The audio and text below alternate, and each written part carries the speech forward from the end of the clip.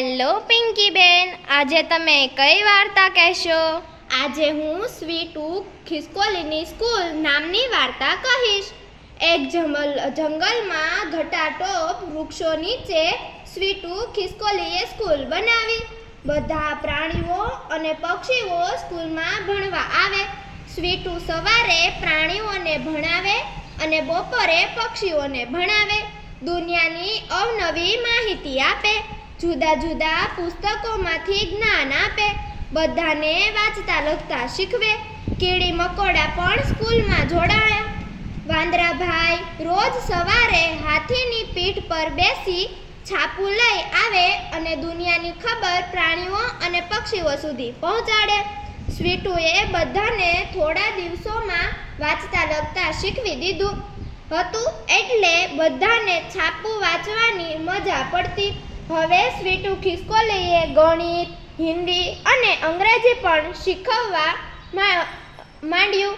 થોડા દિવસોમાં તો બધાને આ વિષયો પણ આવડી ગયા. બધા ભારે હોશિયાર હતા.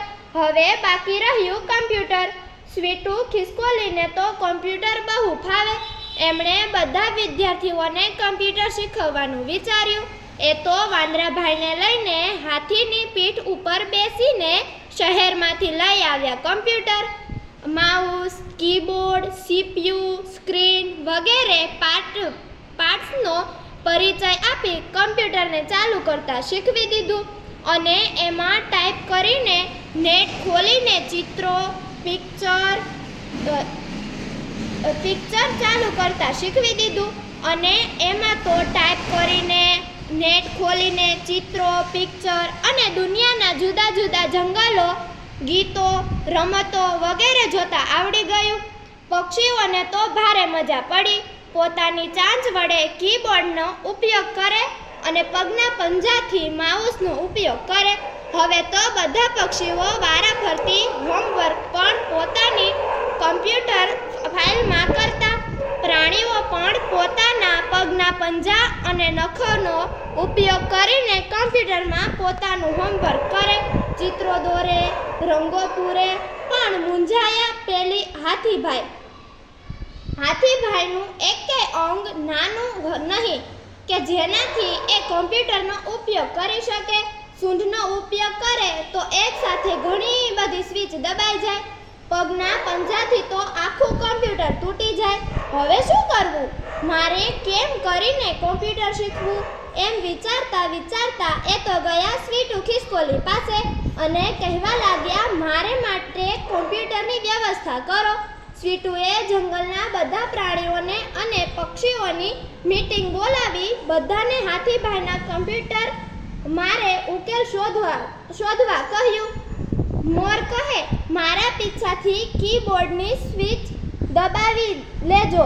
વાંદરાભાઈ તો આણીવાળી લાકડી લઈ આવ્યા, પણ હાથીભાઈને તો કમ્પ્યુટરનું સ્ક્રીન નાનું પડતું હતું. એ તો ખીજાયા, મારા માપનું કમ્પ્યુટર નહીં આવે તો આ કમ્પ્યુટર નહીં આપું કહીને પોતાની સૂંઢમાં આખું કમ્પ્યુટર લઈને ભાગ્યા. ખિસકોલીની સ્કૂલ તો કમ્પ્યુટર વગર સાવ સૂની થઈ ગઈ. કોઈને સ્કૂલે આવવું ગમે નહીં. કમ્પ્યુટરની ટેવ પડી એટલે પુસ્તકો વાંચવા ગમે નહીં. સ્વીટુ ખિસકોલી બહુ વિચાર કરી એક દિવસ હાથીભાઈને શહેરની સ્કૂલમાં લઈ ગઈ. ત્યાં બધા બાળકો મોટા પડદા પર સ્ક્રીન બોર્ડ અને પ્રોજેક્ટ વડે ભણતા હતા. હાથીભાઈ તો આ સ્માર્ટ બોર્ડ જોઈને ખુશ થઈ ગયા. બોલી ઉઠ્યા, આ મારા માપનું કમ્પ્યુટર સાચું. પછી તો શહેરમાંથી હાથીભાઈ માટે મોટા પડદાવાળું સ્માર્ટ બોર્ડ પ્રોજેક્ટ લઈ આવ્યા.